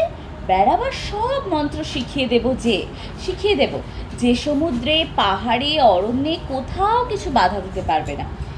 এসব কি পাগলের মতো কথা হচ্ছে তোমাদের? বাবা অমল, পাহাড় পর্বত সমুদ্রকে ভয় করি নে, কিন্তু তোমার এই পিসেটির সঙ্গে আমি আবার যদি আবার কবিরাজ এসে জোটেন তাহলে আমার মন্ত্রকে হার মানতে হবে। মানে কবিরাজ এবং পিসে মশাই দুজনে যদি একসাথে জোটে তাহলে আমার মন্ত্র কোনো কাজ করবে না, তোমাকে বাইরে বেরোতেও দেবে না, তোমার মনের আনন্দটা হবে না। না না পিসে মশাই, তুমি কবিরাজকে কিছু বলো না। এখন আমি এখানেই শুয়ে থাকবো, কিচ্ছু করব না, কিন্তু যেদিন আমি ভালো হব সেদিনই আমি ফকিরের মন্ত্র নিয়ে চলে যাব। নদী, পাহাড়, সমুদ্রে আমাকে আর ধরে রাখতে পারবে না। মাধব দত্ত বলছেন, ছি বাবা, কেবলই অমন যাই করতে নেই। ও বলছে একরকমভাবে ছোট মনে, আর রবীন্দ্রনাথ সেটাকে ব্যাখ্যা করাচ্ছেন মাধব দত্তের মুখ দিয়ে আর এক রকমভাবে, যে তার মৃত্যু হবে তখন নদী, পাহাড়, সমুদ্র কোথাওই তার কোনো বাধা থাকবে না। শুনলে আমার মন কেমন খারাপ হয়ে যায়। ক্রৌঞ্চ দ্বীপ কীরকম দ্বীপ আমাকে বলো না ফকির? সে ভারী আশ্চর্য জায়গা, সে পাখিদের দেশ, সেখানে মানুষ নেই, তারা কথা কয় না, চলে না, তারা ওড়ে, তারা গান গায় আর ওড়ে। বাহ, কি চমৎকার! সমুদ্রের ধারে বই কি সব নীল রঙের পাহাড় আছে, নীল পাহাড়ে তো তাদের বাস। সন্ধ্যের সময় সেই পাহাড়ের উপর সূর্যাস্তের আলো এসে পড়ে আর ঝাঁকে ঝাঁকে সবুজ রঙের পাখি তাদের বাসায় ফিরতে থাকে। সেই আকাশের রঙে, পাখির রঙে পাহাড়ের রঙে সে এক কাণ্ড হয়ে ওঠে, অর্থাৎ চারিদিকে রঙিন, জীবন রঙিন, পৃথিবী রঙিন। এই রং যদি না তুমি দেখতে পাও তাহলে তোমার জীবন বৃথা। এটাই এখানে একটা মেসেজ। পাহাড়ে ঝর্ণা আছে, বিলক্ষণ, মানে নিশ্চয়। ঝর্ণা না থাকলে চলে? একবারে হিরে গলিয়ে ঢেলে দিচ্ছে, হিরে তো না, মানে ঝকমকে করছে, এমন যে হিরে গলে ঢেলে দিচ্ছে মনে হবে। আর তার কি নৃত্য, মানে ঝর্ণার স্রোত আছে অনেক বেশি। নুড়িগুলোকে ঠুং ঠাং করে বাজাতে বাজাতে কেবলই কলকল ঝরঝর করতে করতে ঝর্ণাটি সমুদ্রের মধ্যে গিয়ে ঝাঁপ দিয়ে পড়ছে। কোনো কবিরাজের বাবার সাধ্য নেই তাকে একদণ্ড কোথাও আটকে রাখে, অর্থাৎ কোনো কবিরাজই ঝর্ণার এই গতিবেগকে আটকাতে পারবে না। প্রকৃতির নিয়মকে, প্রকৃতির যে চঞ্চল অবস্থাকে, প্রকৃতির যে এই বয়ে যাওয়ার ক্ষমতাকে কাউকে কখনো আটকাতে কোনো কবিরাজই পারবে না। পাখিগুলো আমাকে নিতান্ত তুচ্ছ একটা মানুষ বলে যদি একঘরে করে না রাখতো, তাহলে ওই ঝর্ণার ধারে তাদের হাজার হাজার বাসার একপাশে বাসা বেঁধে সমুদ্রের ঢেউ দেখতে দেখতে সমস্ত দিনটা কাটিয়ে দিতাম। অর্থাৎ পাখিদের এই যে মুক্তমনার চিন্তাভাবনা, তা মানুষের চিন্তাভাবনা তাদের ধারে কাছে ঘেঁষে না। সেই জন্য পাখিরা তাকে একঘরে করেছিল, মানে পাখিরা তাকে পাত্তা দেয়নি, সেই জন্য সে ফিরে এসেছে, নইলে ওখানেই বাড়ি বানিয়ে এসে থাকতো। আমি যদি পাখি হতুম তাহলে, মানে পাখি হলো সে বেশ ঘুরে ঘুরে বেড়াতো, উড়ে উড়ে বেড়াতো, তাহলে একটা ভারী মুশকিল হতো। শুনলুম তুমি নাকি দইওয়ালাকে বলে রেখেছো বড় হলে তুমি দই বিক্রি করবে। পাখিদের মধ্যে তোমার দইয়ের ব্যবসাটা তেমন বেশ জমতো না, মানে পাখিরা যেহেতু দই ঠোঁট দিয়ে খেতে পারবে না, তাই পাখিদের মধ্যে দইয়ের ব্যবসা জমবে না, সেটা বলছে। বোধ হয় ওতে তোমার কিছু লোকসানই হতো। আর তো আমার চললো না, আমাকে শুধু তোমরা খেপিয়ে দেবে দেখছি। আমি চললুম। পিসেমশাই, আমার দইওয়ালা এসে চলে গেছে বই কি? তোমার ওই শখের ফকিরের তলপি বয়ে কৌঞ্চদ্বীপের পাখির বাসায় উড়ে বেড়ালে তো তার পেট চলবে না, মানে তাকে কাজ করতে হবে। সে কৌঞ্চদ্বীপ ঘুরে ঘুরে বেড়ালে তার চলবে না। সে তোমার জন্য একবার দই রেখে গেছে, বলে গেছে তাদের গ্রামে তার বোনঝির বিয়ে, তাই সে কলমিপাড়ার বাঁশির ফরমাস দিতে যাচ্ছে, তাই বড় ব্যস্ত আজ। সকলের মধ্যে এই যে ব্যস্ততাটা আছে, এই যে চলে যাওয়ার প্রবণতা আছে, ব্যস্ততা, সেই ব্যস্ততাটাই কোথাও গিয়ে অমল খুব চায়, অমলও চায় যে তার ব্যস্ততা থাকুক, সেও কাজ করুক। সে বলেছিল আমার সঙ্গে তার ছোট বোনঝিটির বিয়ে দেবে, তবে তো বড় মুশকিল দেখছি। বলেছিল সে আমার টুকটুকে বউ হবে, তার নাকে নোলক, তার লাল ডুরে শাড়ি হবে। সে সকালবেলা নিজের হাতে কালো গরু দুয়ে নতুন মাটির ভাঁড়ে আমাকে ফেনা শুদ্ধ দুধ খাওয়াবে, আর সন্ধ্যের সময় গোয়াল ঘরে প্রদীপ দেখিয়ে এসে আমার কাছে বসে 7 ভাই চম্পার গল্প করবে।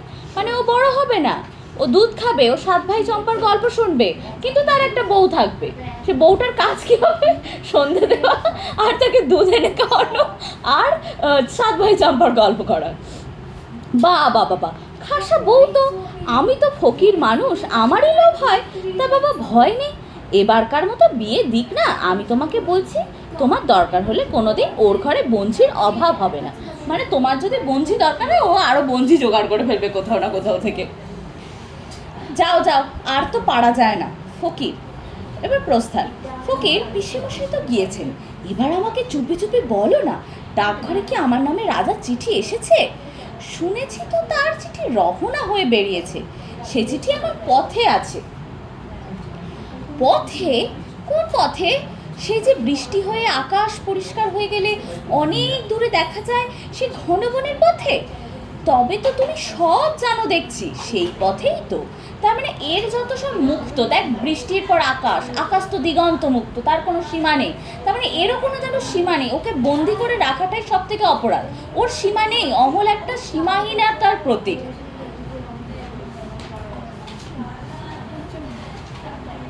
তো দেখতে পাচ্ছি, আমি সব জানি ফকির, তাই তো দেখতে পাচ্ছি। কেমন করে জানলে? তা আমি জানি না, আমি যেন চোখের সামনে দেখতে পাই, মনে হয় যেন আমি অনেকবার দেখেছি, সে অনেক দিন আগে, কতদিন তা মনে পড়ে না। বলবো, আমি দেখতে পাচ্ছি রাজার ডাকঘর করা পাহাড়ের উপর একলা কেবলই নেমে আসছে, বাঁ হাতে তার লণ্ঠন, কাঁধে তার চিঠির থলি। কতদিন কত রাত ধরে সে কেবলই নেমে আসছে। পাহাড়ের পায়ের কাছে ঝর্ণার পথ যেখানে ফুরিয়েছে, সেখানে বাঁকা নদীর পথ ধরে সে কেবলই চলে আসছে। নদীর ধারে জোয়ারের ক্ষেত, তারই সরু গলির ভিতর দিয়ে সে কেবলই আসছে।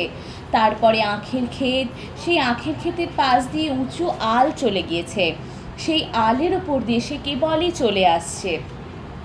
রাত দিন একলাটি চলে আসছে। ক্ষেতের মাঝে ঝিঝি পোকা ডাকছে, নদীর ধারে মানুষ, একটিও মানুষ নেই, কেবল কাদা খোঁচা লেজ দুলিয়ে দুলিয়ে বেড়াচ্ছে। আমি সমস্ত দেখতে পাচ্ছি। যতই সে আসছে দেখছি, আমার বুকের ভিতরে ভারী খুশি হয়ে উঠছে। অর্থাৎ তার যে এই যে কল্পনা প্রবণতা, কল্পনায় যে ছবি দেখতে পাওয়া, তার এই যে মুক্তমনা আসছে, তার সমস্ত কিছুই চলমান, তার কিছুই থেমে নেই, তার কিছুই বদ্ধ নয়, তার কিছুই কুসংস্কার আচ্ছন্ন নয়, তার ভীষণ মুক্ত, সমস্ত কিছু মুক্তভাবে সে চিন্তা করতে পারছে। সে এতটাই মুক্ত যে ক্ষেত, বিল, মাঠ, নদী সবাই তার কাছে একটা সাধারণ দৃশ্যের মতো ধরা দিচ্ছে, যেটা সে নিজে চোখে দেখতে না পেলেও। অমন নবীন চোখ তো আমার নেই, তবুও তোমার দেখার সঙ্গে সঙ্গে আমিও দেখতে পাচ্ছি। ঠাকুরদা বলছেন, তুমি যেরকমভাবে দেখতে পাচ্ছ আমি হয়তো দেখতে পাচ্ছি না, মানে তুমি যতটা মুক্তমনা চিন্তা করতে পারছো আমি ততটা করতে পারছি না, কিন্তু তুমি আমায় বলছো তোমার সাথে আমি দেখতে পাচ্ছি। আমি কেন, আমরা দেখতে পাচ্ছি, যারা পড়ছে তারাও হয়তো অমলের সাথে সমস্তটা দেখতে পাচ্ছে। আচ্ছা ফকির, যার ডাকঘর তুমি সে রাজাকে জানো? জানি বই কি, আমি যে তার কাছে রোজ ভিক্ষা নিতে যাই। সে তো বেশ, আমি ভালো হয়ে উঠলে আমিও তার কাছে ভিক্ষা নিতে যাব, মানে ও সব করবে। পারবো না যেতে? বাবা, তোমার আর ভিক্ষার দরকার হবে না, তিনি তোমাকে যা দেবেন অমনই দিয়ে দেবেন, মানে এমনিই দিয়ে দেবেন, তোমাকে ভিক্ষা চাইতে যেতে হবে না। না না, আমি তার দরজার সামনে পথের ধারে দাঁড়িয়ে জয় হোক বলে ভিক্ষা চাইব, আমি খঞ্জনি বাজিয়ে নাচবো, সে বেশ হবে না? অর্থাৎ নাচবো, অর্থাৎ আমার মধ্যে বাঁধন থাকবে না, আমি ছন্দ, তাল, লয় সমস্ত কিছু নিয়ে মুক্ত হয়ে যাব আজকে।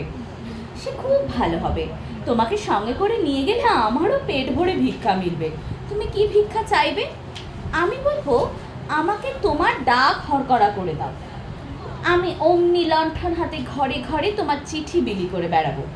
জানো ফকির, আমাকে একজন বলেছে আমি ভালো হয়ে উঠলে সে আমাকে ভিক্ষা করতে শেখাবে, আমি তার সঙ্গে যেখানে খুশি ভিক্ষা করে বেড়াবো, যে যেখানে খুশি যাওয়া যাবে মানে ওই কাজটা করবে।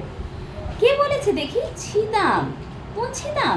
সেই অন্ধ খোড়া, সে রোজ আমার জানলার কাছে আসে, ঠিক আমার মতো একজন ছেলে তাকে চাকার গাড়িতে করে ঠেলে ঠেলে নিয়ে বেড়ায়। আমি তাকে বলেছি আমি ভালো হয়ে উঠলে তাকে ঠেলে ঠেলে নিয়ে বেড়াবো, মানে ওই ছেলেটির কাজ তখন যাবে, আমার কাজ হবে আর কি। সে তো বেশ মজা হবে দেখছি। সেই আমাকে বলেছে কেমন করে ভিক্ষা করতে হয়, আমাকে শিখিয়ে দেবে। পিসেমশাইকে আমি বলি ওকে ভিক্ষা দিতে, তিনি বলেন ও মিথ্যা কানা, মিথ্যা খোড়া। আচ্ছা, ও যেন মিথ্যা কানাই হলো, কিন্তু চোখে তো দেখতে পায় না, সেটা তো সত্যি। মানে মিথ্যা কানা কি করে হলো? ও তো চোখে দেখতে পায় না, তাহলে কি করে মিথ্যা কানা হবে?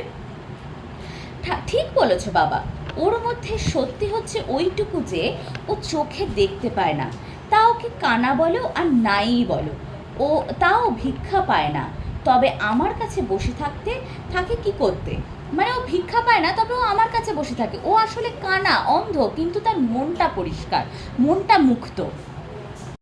ওকে যে আমি শোনাই কোথায় কি আছে, বেচারা দেখতে পায় না। তুমি তো সেসব দেশের কথা আমাকে বলো যেসব আমি ওকে শুনিয়ে দিই। তুমি সেদিন আমাকে সেই যে হালকা দেশের কথা বলেছিলে, যেখানে কোনো জিনিসের কোনো ভয় নেই, সেখানে একটু লাফ দিলেই অমনি পাহাড় ডিঙিয়ে চলে যাওয়া যায়, সে হালকা দেশের কথা শুনে ও ভারী খুশি হয়ে উঠেছিল। আচ্ছা ফকির, সে দেশ কোন দিক দিয়ে যাওয়া যায়? ভিতরের দিক দিয়ে যে একটা রাস্তা আছে সে হয়তো খুঁজে পাওয়া শক্ত। ও বেচারা তো অন্ধ, ও হয়তো দেখতেই পাবে না, ওকে কেবল ভিক্ষাই করে বেড়াতে হবে, তাই নিয়ে ও দুঃখ করছিল। আমি ওকে বললুম, ভিক্ষা করতে গিয়ে তুমি যে কত বেড়াতে পাও, সবাই তো সে পায় না। বাবা, ঘরে বসে থাকলেই বা এত দুঃখ কিসের? মানে ওর বক্তব্য ঘরে বসে আছে মানে ওর দুঃখ আছে, আর যারা বেড়াতে যাচ্ছে বা বাইরে কাজ করছে, বাইরে কাজ খুঁজে বেড়াচ্ছে, ভিক্ষা করছে, বা প্রহরী যারা ঘন্টা বাজাচ্ছে, সবাই ভালো আছে, খালি ও খারাপ আছে। না না, দুঃখ নেই।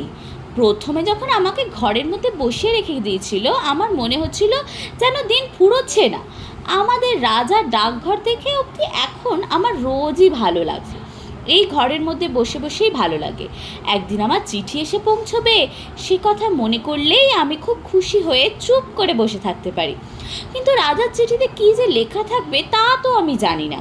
ঠাকুরদা, তা নাই জানলে তোমার নামটি তো লেখা থাকবে, তাহলেই হবে।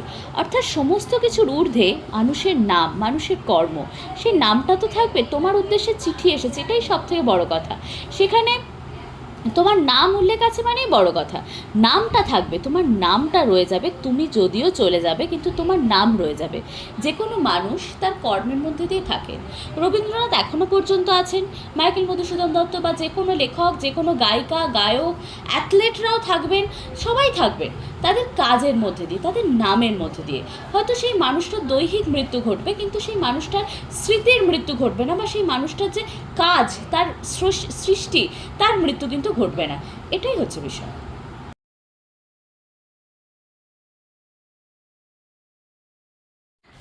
তোমরা দুজনে মিলে কি ফ্যাশন বাঁধিয়ে বসে আছো বলো দেখি? কেন, হয়েছে কি? শুনেছি তোমরা নাকি রটিয়েছ রাজা তোমাদেরকেই চিঠি লিখবেন বলে ডাকঘর বসিয়েছেন। তাতে হয়েছে কি? আমাদের পঞ্চানন মোড়ল সেই কথাটি রাজার কানে লাগিয়ে বেনামি চিঠি লিখে দিয়েছে। মানে এই যে মোড়লের কথা হচ্ছিল, তার মানে পঞ্চানন মোড়ল এবার নাম তার দিয়েছে, কারণ সে এবার একটা যেহেতু রাজার চিঠি অমলের কাছে আসছে এবং তার মাধ্যমে আসছে, তো সেই জন্য পঞ্চানন নামটা তার গুরুত্ব হয়ে উঠেছে এখানে। সকল কথাই রাজার কানে গিয়ে ওঠে, সে কি আমরা জানি নে? তবে সামলে চলো না কেন? রাজা বাদশার নাম করে অমন যা তা কথা মুখে আনো কেন? তোমরা যে আমাকে শুধু মুশকিলে ফেলবে। ফকির, রাজা কি রাগ করবে? অমনি বললেই হলো রাগ করবে? কেন রাগ করবে? কেমন রাগ করে না, কেমন রাগ করে দেখি না। আমার মতো ফকির আর তোমার মতো ছেলের ওপর রাগ করে, তোমার মতো ছেলের ওপর রাগ করে, সে কেমন রাজাগিরি ফলায় তা দেখা যাবে। মানে আমার মতো ফকির মানে হচ্ছে যে দেশ বিদেশে ঘুরে বেড়ায়, যার খুব একটা কোনো কোনো কি বস্তুতে ইন্টারেস্ট নেই, এমন কোনো ফকিরের ওপর যদি রাজা রাগ করে, আর এই অমলের মতো বাচ্চার ওপর যদি রাজা রাগ করে, তাহলে রাজার রাজাগিরি ফলানোটাই আর হবে না।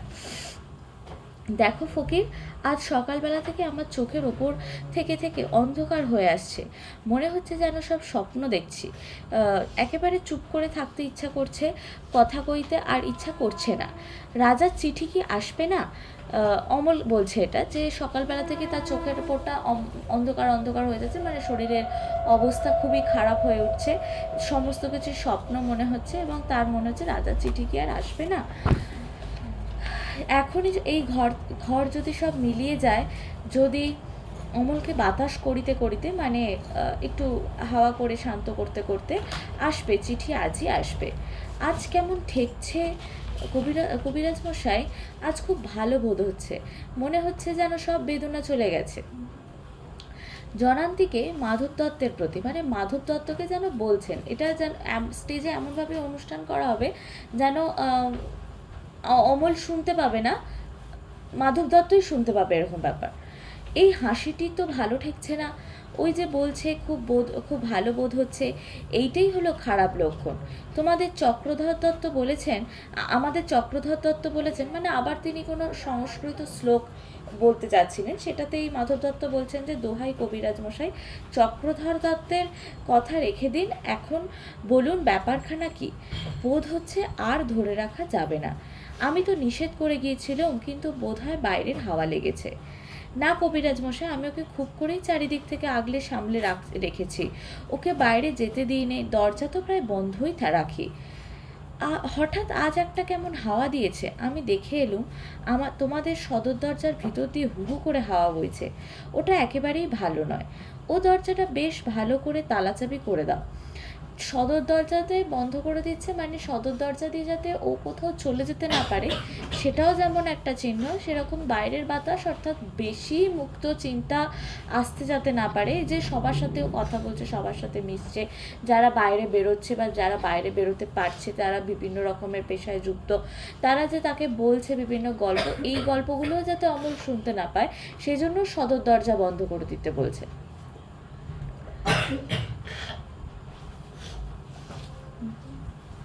না হয় দিন 2-3 তোমাদের এখানে লোক আনাগোনা বন্ধই থাক না, যদি কেউ এসে পড়ে খিড়কির দরজার আছে ওই যে জানলা দিয়ে সূর্যাস্তের আভা আসছে, ওটাও বন্ধ করে দাও, ওতে রোগীকে বড় জাগিয়ে রেখে দেয়।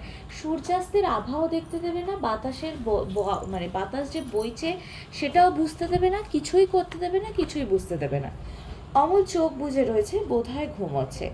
ওর মুখ দেখে মনে হয় যেন কবিরাজ মশাই যে আপনার নয় তাকে ঘরে এনে রাখলুম, তাকে ভালোবাসলুম, এখন বুঝি তাকে রাখতে পারবো না, মানে যে নিজের সন্তান নয় তাকে নিয়ে এলাম, রাখলাম, আদর যত্ন করলাম, তো আর বোঝায় তাকে রাখতে পারবো না। ও কি তোমার ঘরে যে মোড়ল আসছে, কি উৎপাত! আমি আসি ভাই, কিন্তু তুমি যাও, এখনই ভালো করে দরজাটা বন্ধ করে দাও। আমি বাড়ি গিয়েই একটা 20 বড়ি পাঠিয়ে দিচ্ছি, সেইটা খাইয়ে দেখো, যদি রাখবার হয় তো সেইটাই টেনে রাখতে পারবে। মানে একটা ওষুধ খাওয়াবে, যে ওষুধটার পরে মানে বলে না একটা লাস্ট ওষুধ, লাস্ট চেষ্টা করব আমরা, সেই লাস্ট চেষ্টার মতো লাস্ট ওষুধটা দিয়ে দেখবে যদি ঠিকঠাক রাখা যেতে পারে। কিরে ছোড়া, ঠাকুরদাদা তাড়াতাড়ি উঠিয়া দাঁড়িয়ে, আরে চুপ চুপ, না ফকির, তুমি ভাবছো আমি ঘুমোচ্ছি, আমি ঘুমাইনি, আমি সব শুনছি, আমি যেন অনেক দূরের কথাও শুনতে পাচ্ছি। আমার মনে হচ্ছে আমার মা বা আমার বাবা যেন শিয়রের কাছে কথা করছে। মাধব দত্তের প্রবেশ। ওহে মাধব দত্ত, আজকাল তোমাদের যে খুব বড় বড় লোকের সঙ্গে সম্বন্ধ, বলেন কি মোড়ল মশাই? এমন পরিহাস করবেন না, আমরা নিতান্তই সামান্য লোক। তোমাদের এই ছেলেটি যে রাজার চিঠির জন্য অপেক্ষায় আছে, ও ছেলে মানুষ, ও পাগল, ওর কথা কি ধরতে আছে? না না, এতে আর আশ্চর্য কি, তোমাদের মতো এমন যোগ্য ঘর রাজা পাবেন কোথায়? সেই জন্যই দেখছো না, ঠিক তোমার জানলার সামনেই রাজার নতুন ডাকঘর বসেছে। ওরে ছোড়া, তোমার নামে রাজার চিঠি এসেছে। অমল চমকাইয়া উঠিয়া, সত্যি? এ কি সত্যি না হয়ে যায়? তোমার সঙ্গে রাজার বন্ধুত্ব! একখানা অক্ষরশূন্য কাগজ দিয়া, হা হা হা, এই যে তার চিঠি। আমাকে ঠাট্টা করো না ফকির, ফকির, তুমি বলো না, এ কি সত্যি তার চিঠি? হ্যাঁ বাবা, আমি ফকির, তোমাকে বলছি এই সত্যই তার চিঠি, কিন্তু আমি যে এতে কিছুই দেখতে পাচ্ছি নে, আমার চোখে আজ সব সাদা হয়ে গেছে। মোড়ল মশাই, বলে দাও না এই চিঠিতে কি লেখা আছে? রাজা লিখেছেন, আমি আজকালের মধ্যেই তোমাদের বাড়িতে যাচ্ছি, আমার জন্য তোমাদের মুড়ি মুড়কির ভোগ তৈরি রেখো। রাজভবন আর আমার একদণ্ড ভালো লাগছে না, হা হা হা। অর্থাৎ উনি তখনও কিন্তু ব্যঙ্গ করে এই সমস্ত কথাবার্তা বলছেন, যে এমন নয় ওর প্রতি খুব দয়া দাক্ষিণ্য হয়েছে, সেই দয়া দাক্ষিণ্যতে বলছেন, ব্যঙ্গ করেই বলছেন। মাধব দত্ত হাত জোর করিয়া, মোড়ল মশাই, দোহাই আপনার, এসব কথা নিয়ে পরিহাস করবেন না। পরিহাস? কিসের পরিহাস? পরিহাস করেন এমন সাধ্যর আছে? আরে ঠাকুরদা, তুমিও খেপে গেলে নাকি? হ্যাঁ, আমিও খেপেছি, তাই আজ এই সাদা কাগজে অক্ষর দেখতে পাচ্ছি। রাজা লিখেছেন তিনি স্বয়ং অমলকে দেখতে আসছেন, তিনি তার রাজকবিরাজকেও সঙ্গে করে আনছেন। ফকির, ওই ফকির, ফকির তার বাজনা পাচ্ছে, শুনতে পাচ্ছ না? মোড়ল আবার হাসছে। উনি আরও একটু না খেপলে তো শুনতে পাবেন না, মানে তুমি এতটা পুরোটা খেপে গেছো, উনি যদি আরেকটু না খেপেন তাহলে শুনতে পাবেন না। মোড়ল মশাই, আমি মনে করতুম তুমি আমার ওপর রাগ করেছো, তুমি আমাকে ভালোবাসো না। তুমি যে সত্যি রাজার চিঠি আনবে এ আমি মনে করিনি। দাও, আমাকে তোমার পায়ে ধুলো দাও। না, এ ছেলেটির ভক্তি শ্রদ্ধা আছে, বুদ্ধি নেই বটে, কিন্তু মনটা ভালো। এতক্ষণে 4 প্রহর হয়ে গেছে বোধ হয়, ওই যে ঢং ঢং ঢং, সন্ধ্যা তারা কি উঠেছে ফকির? আমি কেন দেখতে পাচ্ছি নে? ওরা যে জানলা বন্ধ করে দিয়েছে, আমি খুলে দিচ্ছি। ওকে ওকে ওকে, ও এ কি উৎপাত! খোলো দ্বার, বাইরে হতে খোলো দ্বার। কে তোমরা? বাইরে হতে খোলো দ্বার। মোড়ল মশাই, এ তো ডাকাত নয়। কে রে? আমি পঞ্চানন মোড়ল, তোদের মনে ভয় নেই নাকি? দেখো একবার শব্দ থেমেছে, মানে পঞ্চানন মোড়ল আছে শুনে নাকি শব্দ থেমেছে। পঞ্চাননের আওয়াজ পেলে আর রক্ষা নেই, যত বড় ডাকাতি হোক না কেন। জানলা দিয়ে মুখ বাড়াইয়া দ্বার যে ভেঙে ফেলেছে, তাই আর শব্দ নেই। অর্থাৎ এই যে জায়গাটা দ্বার যে ভেঙে ফেলেছে তাই আর শব্দ নেই। তো এই ব্যাপারটা অচলায়তনেও ছিল, যে জায়গায় যখন মুক্তির একটা আস্বাদন ছিল বা যেখানে মুক্তি হয়ে যাবে এরকম একটা ব্যাপার, তো সেখানে ওরা পুরো অচলায়তনের দরজাটাই ভেঙে ফেলেছিল। সেখান থেকে বাতাসকে আর আটকে রাখা যাবে না, তার মুক্তি। তো এই যে দ্বার যে ভেঙে ফেলেছে, মানে সমস্ত বাধা মিটে যাওয়ার সময় এসেছে। মহারাজ আজ রাতে আসবেন। কি সর্বনাশ! এত রাতে দূত? কত রাতে? আজ 2 প্রহর রাতে। যখন আমার বন্ধু প্রহরী নগরে সিংহদ্বারে ঘণ্টা বাজাবে ঢং ঢং, তখন রাজা তার বালক বন্ধুটিকে দেখবার জন্য তার সকলের চেয়ে বড় কবিরাজকে পাঠিয়েছেন। আর রাজকবিরাজের প্রবেশ। এ কি, চারিদিকে সমস্তই যে বন্ধ। এ দেখ, এখানে এই রাজকবিরাজ কি বলছে, যে চারিদিকে সমস্তই যে বন্ধ। এতক্ষণ ওই কবিরাজ বললো সবকিছুই বন্ধ করে রেখে দাও, তবেই হবে। খুলে দাও, যত দ্বার জানলা সব আছে খুলে দাও। অমলের গায়ে হাত দিয়ে, বাবা কেমন বোধ করছো? খুব ভালো, খুব ভালো কবিরাজ মশাই। আমার আর কোনো অসুখ নেই, কোনো বেদনা নেই। সব খুলে দিয়েছো, সব তারা দেখতে পাচ্ছি, অন্ধকারের ওপরকার সব তারা। রাজকবিরাজ বলছেন, অর্ধরাতে যখন রাজা আসবেন তখন তুমি বিছানা ছেড়ে উঠে তার সঙ্গে বেরোতে পারবে? পারবো, আমি পারবো। বেরোতে পারলে আমি বাঁচি। আমি রাজাকে বলবো, ওই অন্ধকার আকাশে ধ্রুবতারাটিকে দেখিয়ে দাও। আমি সে তারা বোধ হয় কতবার দেখেছি, কিন্তু সে যে কোনটা সে তো আমি চিনি নে। আমি দেখেছি ধ্রুবতারা, কিন্তু আকাশে যেন কোনটা বুঝতে পারি না, মানে ওর কল্পনায় বুঝেছে। তিনি সব চিনিয়ে দেবেন। মাধবের প্রতি, এই ঘরটি রাজার আগমনের জন্য পরিষ্কার করে ফুল দিয়ে সাজিয়ে রাখো। মোড়লকে নির্দেশ দিয়া, ওই লোকটিকে তো আর এ ঘরে রাখা চলে না। নানা কবিরাজ মশাই, উনি আমার বন্ধু। তোমরা যখন আসনি উনিই আমাকে রাজার চিঠি এনে দিয়েছিলেন। আচ্ছা বাবা, উনি যখন তোমার বন্ধু, তখন উনিও এ ঘরেই রইলেন। মাধব দত্ত অমলের কানে কানে, বাবা রাজা তোমাকে ভালোবাসেন, তিনি স্বয়ং আজ আসছেন। তার কাছে আজ কিছু প্রার্থনা করো। আমাদের অবস্থা তো ভালো নয়, জানো তো সব। মানে তাকে শিখিয়ে দিচ্ছে টাকা পয়সার জন্য কিছু চাইতে, কিন্তু অমল তো সেরকম নয়।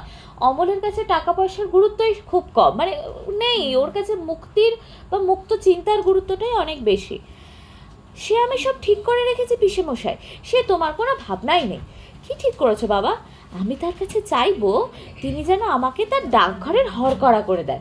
আমি দেশে দেশে ঘরে ঘরে তার চিঠি বিলি করব, ললাটে করাঘাত করিয়া। আমার কপাল! পিসেমশাই, রাজা আসবেন, তার জন্য কি ভোগ তৈরি রাখবে? তিনি বলে দিয়েছেন তোমাদের এখানে তার মুড়ি মুরগির ভোগ হবে, অর্থাৎ সাধারণ ভোগ হবে। মুড়ি মুরগি? মোড়ল মশাই, তুমি যে আগেই বলেছিলে রাজার সব খবরই তুমি জানো, আমরা তো কিছুই জানতুম না। আমার বাড়িতে যদি লোক পাঠাও তো তাহলে রাজার জন্য ভালো ভালো কিছু। রাজকবিরাজ, কোনো দরকার নেই। এইবার তোমরা সকলে স্থির হও। এলো ওর ঘুম এলো। আমি বালকের শিয়রের কাছে বসবো, ওর ঘুম আসছে। প্রদীপের আলো নিভিয়ে দাও। এখন আকাশের তারাটি থেকে আলো আসুক, ওর ঘুম এসেছে। এই ঘুমটা কিন্তু খুবই আয়রনিক্যালি ঘুম। মাধব দত্ত ঠাকুরদার প্রতি, ঠাকুরদা তুমি অমন মূর্তিটির মতো হাত জোড় করে নীরব হয়ে আছো কেন? আমার কেমন ভয় করছে। এই যে দেখছি সব দিকে ভালো লক্ষণ, এরা আমার ঘর অন্ধকার করে দিচ্ছে কেন? তারার আলোতে আমার কি হবে? চুপ করো অবিশ্বাসী, কথা কইও না। সুধার প্রবেশ। শেষে কিন্তু সুধা প্রবেশ করছে, কারণ সুধা ফুল নিয়ে আসবে। মৃত মানুষের কাছে ফুল দিতে হয়, সেই জন্য সুধা কিন্তু ফুল আনবে। অমল, ও ঘুমিয়ে পড়েছে। আমি যে ওর জন্য ফুল এনেছি, ওর হাতে কি দিতে পারবো না? আচ্ছা দাও তোমার ফুল। ও কখন জাগবে? এখনই, যখন রাজা এসে ওকে ডাকবেন। তখন তোমরা ওকে একটি কথা কানে কানে বলে দেবে। কি বলবো? বলো যে সুধা তোমাকে ভোলেনি। কিন্তু এই কথাটা আর অমলের কাছে কখনো পৌঁছবে না, যে সুধা তোমাকে কখনো বলেনি।